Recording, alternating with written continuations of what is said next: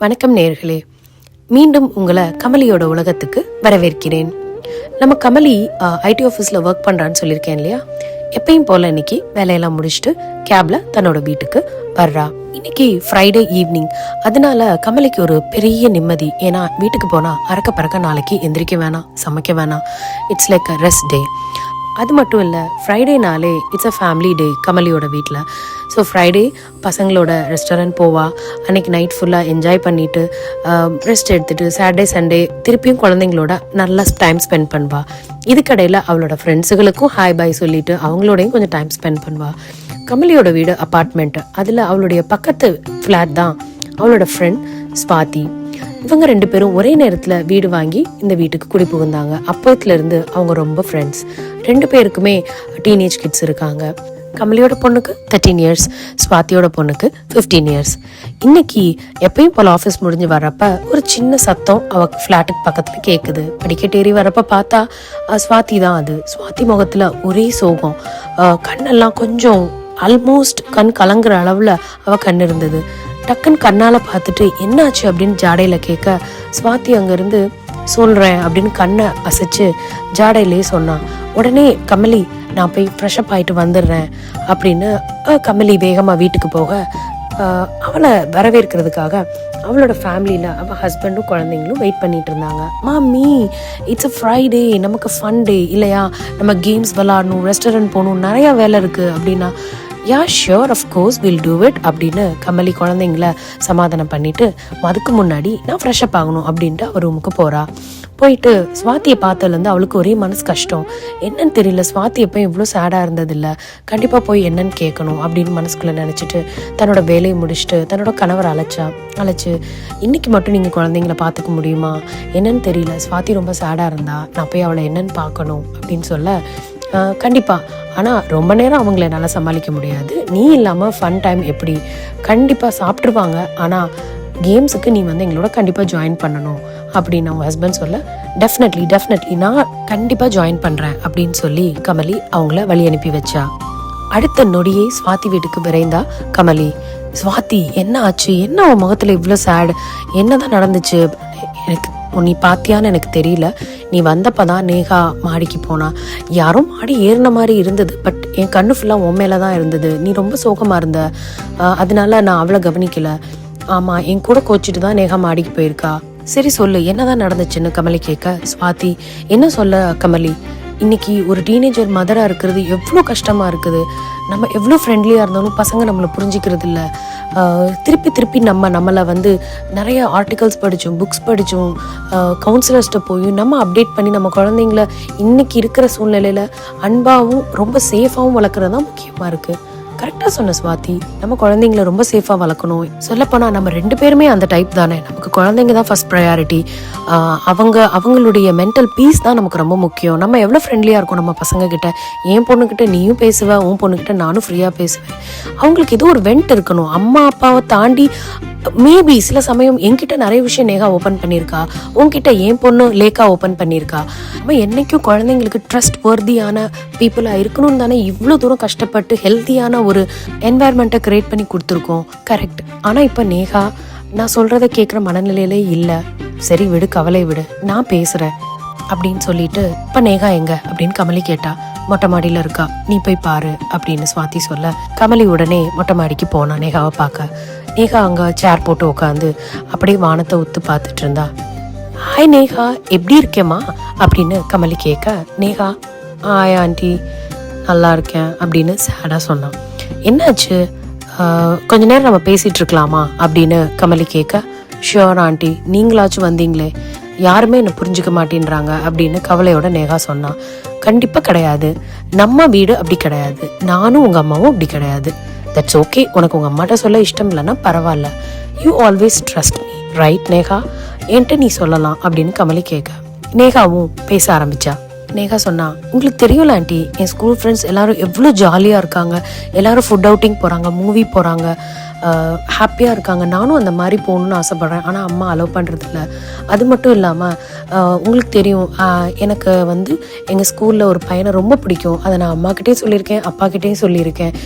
2 பேரும் நீ இப்போ சின்ன குழந்த, நீ காலேஜெல்லாம் முடிச்சதுக்கப்புறம் டிசைட் பண்ணிக்கலாம் அப்படின்னு சொல்லியிருக்காங்க. நானும் அதை அக்ரி பண்ணுறேன், நான் சின்ன குழந்த.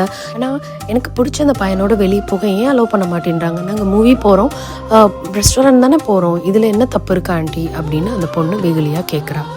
இப்போ கமலிக்கு என்ன ப்ராப்ளம்னு புரிஞ்சிருச்சு. அதனால நேகாட்ட சரிம்மா, நீ விருப்பப்படுறது கரெக்டு, ஆனால் உன்னுடைய சேஃப்டி பற்றி நினைக்கிறதும் உன்னுடைய லைஃப் பற்றின பயமும் உங்கள் அப்பா அம்மாவுக்கு இருக்கும் இல்லையா அப்படின்னு கமலி கேட்க, நேகாவோ உடனே இதில் பயப்படுறதுக்கு என்ன இருக்கு ஆண்டி, என்னோட கிளாஸ்மேட் அவன், எனக்கு தெரியாதா அப்படின்னு அவன் சொன்னான்.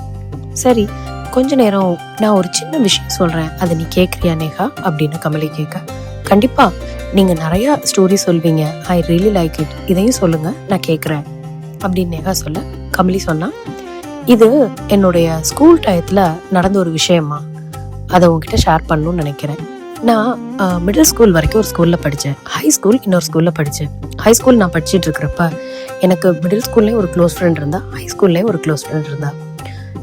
2 பேருமே என்னோட ஏரியாலே தான் இருந்தாங்க. அதனால அவங்க அப்பா அம்மா 2 பேரும் எனக்கு தெரியும். அவங்க ஒரு ஜாலியான ஃபேமிலி தான். அப்படி இருக்கிறப்ப என்னோட ஃப்ரெண்ட் ஒருத்தி, அவள் ஒரு பையனை ரொம்ப விரும்பியிருந்தா. அந்த ஹைஸ்கூல் பொண்ணும் ஒரு பையனை விரும்பியிருந்தா. அப்போது அவங்க அப்பா அம்மா சொன்ன ஒரே விஷயம், நீங்கள் படிப்பில் ஃபோக்கஸ் பண்ணணும், எதுவாக இருந்தாலும் காலேஜ் முடிச்சதுக்கப்புறம் நம்ம டிசைட் பண்ணிக்கலாம் அப்படின்னு தான் சொல்லியிருந்தாங்க. இந்த பொண்ணுங்களும் சரின்னு அக்செப்ட் பண்ணிட்டு தான் படிப்பை கண்டினியூ பண்ணாங்க. ஒரு பொண்ணு அவங்க அப்பா கிட்ட அதை அக்ரி பண்ணாலும் அதை அவள் கீப்பப் பண்ணலை.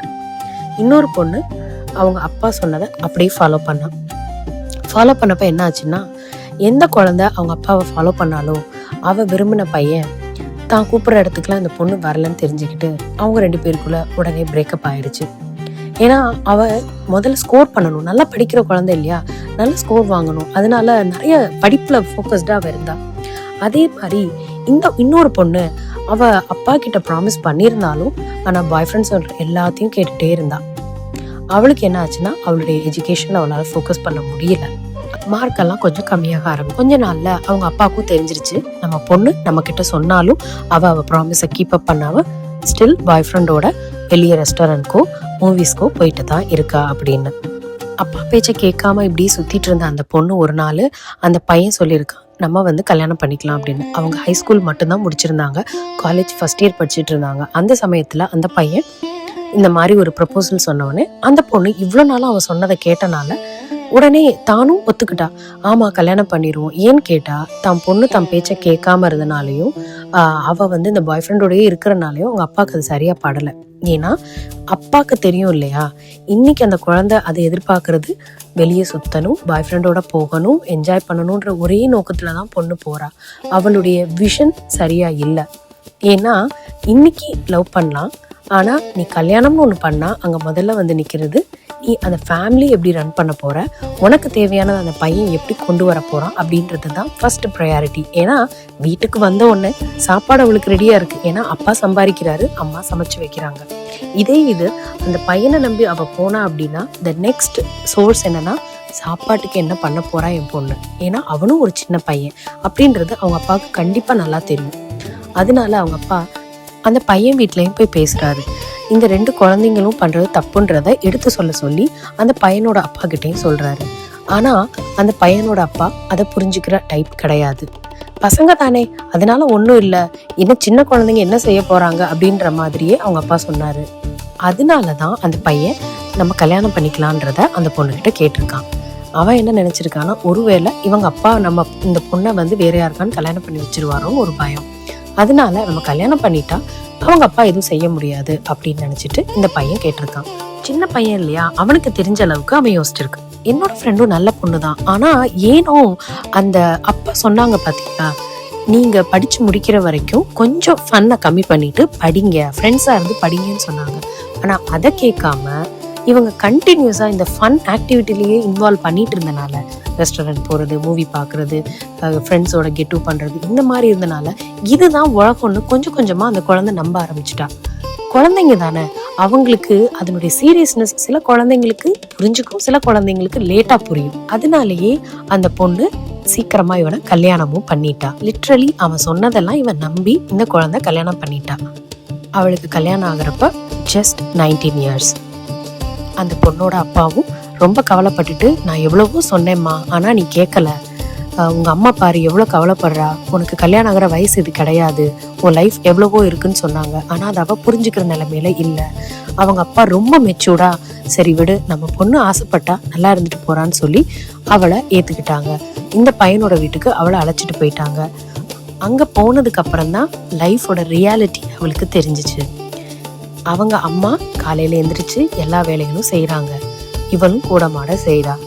இந்த பையனை அவங்க அப்பா ஏதாச்சும் பண்ணி ஏதோ ஒரு வேலையில சேர்க்கணுன்றதுக்காக அந்த பையனோட அப்பா அவனை தினமும் ஒரு ஸ்கில்டு கோர்ஸ்க்காக அவனை அனுப்பி வைக்கிறாங்க. அவனை கண்டிப்பா படிக்க சொல்றாங்க. அவனும் கொஞ்சம் ஃபோக்கஸ்டா படிக்கிறான். ஏன்னா அடுத்து வேலைக்கு போகணும் இல்லையா, இது நல்லா இருக்காது இல்லையா, அதனால அப்பா அம்மா அவனை வேலைக்கு அனுப்புறதுல மும்மரமா இருக்காங்க.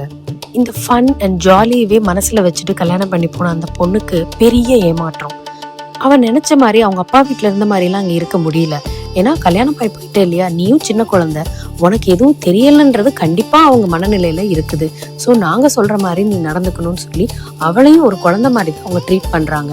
இதெல்லாம் பண்ணணும், இதெல்லாம் பண்ணக்கூடாது, நீ இப்ப கல்யாணம் ஆயிட்ட, நீ எப்படி இருக்கணும்ன்றத அந்த அம்மா சொல்றாங்க. அது எதுவுமே அவளுக்கு பிடிக்கல.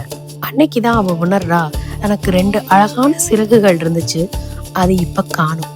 ஏன்னா அப்பா வீட்டுல இருக்கிற வரைக்கும் நம்ம எவ்வளோ நம்மளை தாங்கி வச்சுக்கிறாங்க, நமக்கு எவ்வளோ சுதந்திரத்தை நம்ம அனுபவிக்கிறோன்றது நமக்கு தெரியாது. ஆனா என்னைக்கு நாம ஒரு குடும்ப இல்லத்தரசியா மாறுறோமோ அன்னைக்கு நமக்கு தெரியும் எவ்வளோ பெரிய பாரத்தை நம்ம அப்பாவோட தோள்கள் சுமந்துச்சு அப்படின்றது. அதுக்கப்புறம் தான் அவங்க அப்பா அன்னைக்கு சொன்ன எல்லா வார்த்தைகளும் திரும்ப திரும்ப அவ காதுல ஒலிக்க ஆரம்பிச்சிச்சு. அவங்க அப்பாவோட விருப்பம் ஒன்னே ஒண்ணுதான், நீ ஒரு சுதந்திர பெண்ணா இருக்கணும், இண்டிபெண்டன்ட் விமனா இருக்கணும், வேலைக்கு போகணும், சம்பாதிக்கணும், உனக்கு பிடிச்ச மாதிரி ஒரு நல்ல பையன்கிட்ட உன்னை நான் ஒப்படைக்கணும், அவனோட சேர்ந்து நீ சந்தோஷமா உன் குழந்தை, உன் வாழ்க்கை, உன் வேலை அப்படின்னு நிம்மதியான வாழ்க்கை வாழணுன்றது தான் அவங்க அம்மாவோட எண்ணம். அது இன்னைக்கு நடக்கலன்றது அந்த பொண்ணுக்கு கம்ப்ளீட்டா புரிஞ்சிருச்சு.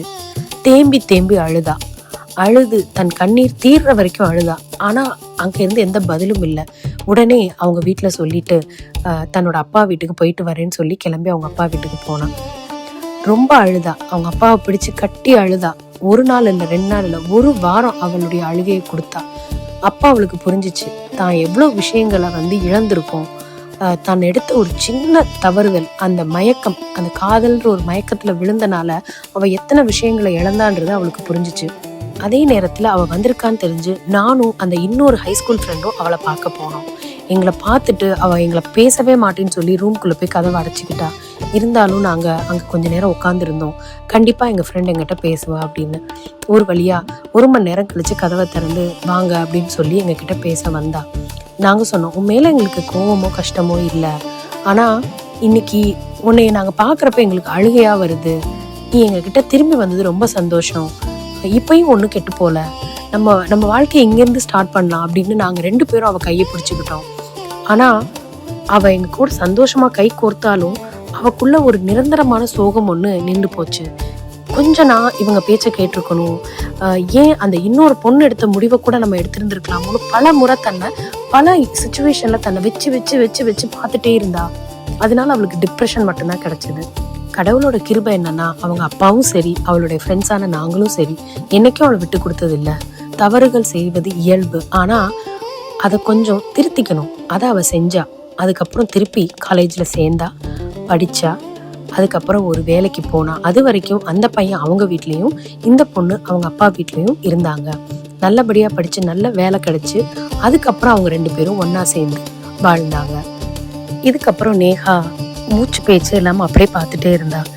ஆன்ட்டி, நீங்க சொல்றது, நான் சொல்றது நிஜமா நடந்ததுமா, உன்கிட்ட நான் எதுக்கு போய் சொல்ல போறேன், உனக்கு தெரியும் இல்ல ஆன்ட்டியை பத்தி.